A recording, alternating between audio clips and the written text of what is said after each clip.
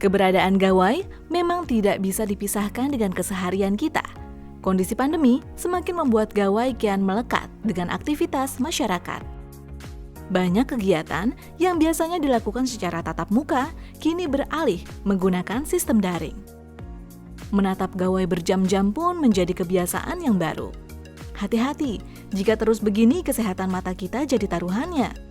Gawai memancarkan blue light, yang jika terlalu lama kita tatap, maka dapat menyebabkan mata lelah dan kerusakan.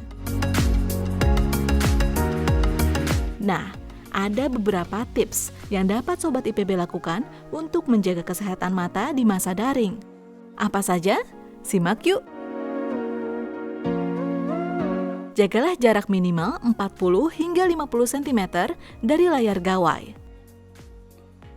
Lalu, atur tingkat kecerahan layar agar tidak terlalu terang maupun terlalu gelap. Kemudian, atur waktu penggunaan gawai. Upayakan tidak lebih dari 2 jam.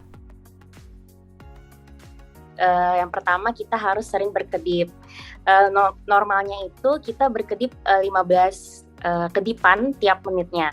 Tapi kalau kita sedang melihat gawai atau kita sedang melihat gadget, itu kalau bisa 5-7 kali kedipan dalam per menitnya.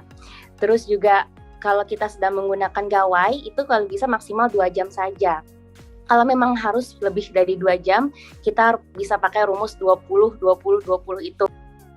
Jadi 20-20-20 itu adalah tiap 20 menit sekali kita stop beristirahat matanya dengan cara melihat benda yang jaraknya sekitar 20 kaki atau 6 meter.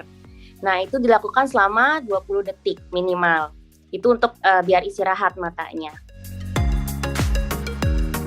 Saat sering menatap gawai, mata kita juga beresiko untuk mengalami mata kering.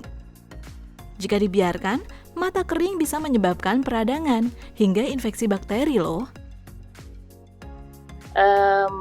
Menggunakan tetes mata itu gunanya untuk menambah kelembaban di mata kita supaya nggak kering gitu ya.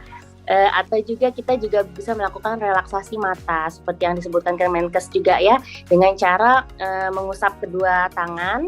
Setelah itu nanti kalau sudah hangat, telapak tangan kita bisa ditempelkan di kedua mata yang terpejam. Atau juga bisa dengan memijat lembut bagian pelipis gitu ya. Itu untuk relaksasi mata. Untuk mengurangi exposure blue light dari gawai, kita juga bisa menggunakan kacamata anti blue light. Yang tak kalah penting adalah memenuhi kebutuhan nutrisi mata kita. Caranya tentu dengan mengonsumsi makanan bergizi seimbang. Makanan-makanan bergizi ya pada umumnya sebenarnya tidak ada yang khusus sekali untuk kesehatan mata.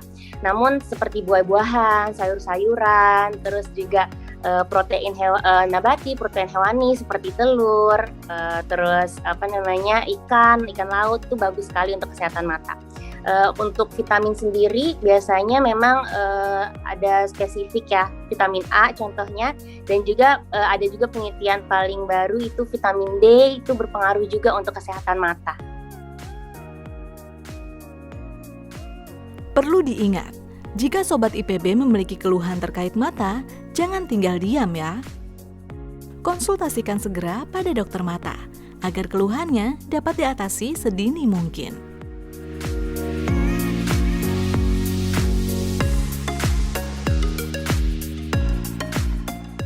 Jika informasi ini bermanfaat, jangan lupa subscribe IPB TV dan nyalakan lonceng notifikasinya. Like, komen, dan share tayangan ini juga ya. Sampai jumpa di IPBpedia selanjutnya.